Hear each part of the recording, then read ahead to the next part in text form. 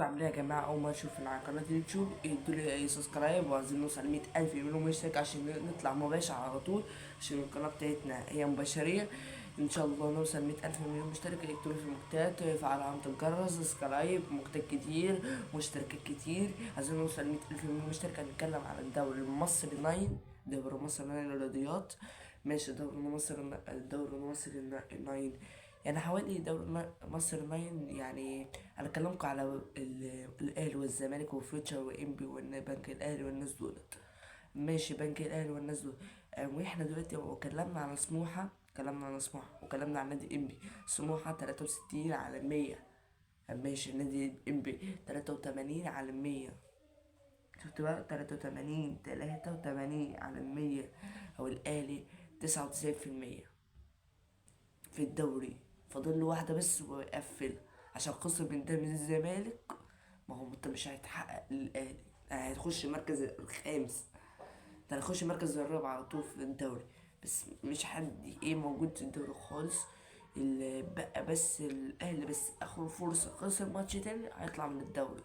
أو طلع من الدوري هنعمل ايه؟ أقول له الحل بتاعتنا ايه؟ الحل بتاعتنا نركز السنة الجاية إن شاء الله. الدوري الجديد اللي هو اللي هيتعمل إن شاء الله الشهر الجاي، لو ده الدوري النهائي المصري الجديد، هتنتظم تنظيم حلو جدا جدا. القنوات هتنتظم، كل القنوات هتنتظم.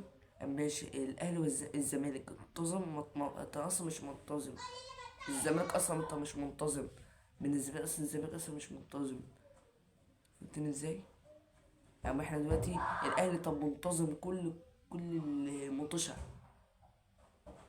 بس هو خسر ماتشين قدام بنك الاهلي 4-3، وقدام الزمالك 2-1. ده حظ اصلا يعني. الجيم ده كده على جنب وده خش على جنب، او خش التاني على طول. ده ازاي؟ بس انا بقول لك على يعني الماتش الاساس بتاعنا. الماتش بتاعنا بتاع الاهلي كان انضف حاجه، كان ده حلو. بسم الله ما شاء الله، نفوز لينا بجد. هذا راجل النادي الاهلي، والف مبروك النادي الزمالك. انا ما بتفكرش ان لازم ابقى اهلاوي بجد، والله العظيم انا اهلاوي. عايزين نتكلم الدوريات العالميات، الدورات الاسيويه وافريقيه والدورات الاوروبيه. ان شاء الله كل يوم، كل اسبوع ولا كل يوم هندوكوا دوريات عشان نخلص الدوري، عشان نخلص موضوع الدوري، عشان تبقى فاهمين الدوري هيخلص امتى وكل حاجه هيخلص. احنا بنقرب دلوقتي بنخلص الدوري، نبدا في ابطال افريقيا وابطال اسيا وابطال اوروبا. ماشي. او الاهلي ده انتظم في الدوري بالظبط زي السنة اللي فاتت، وخد الدوري 2022 2022 2023. او انتظم هياخده، منتظمش مش هياخده صراحة. ده ازاي؟ يعني الدوري اصلا عاوز انتظام لوحده. فهمتني ازاي؟ الدوري ده عاوز انتظام لوحده.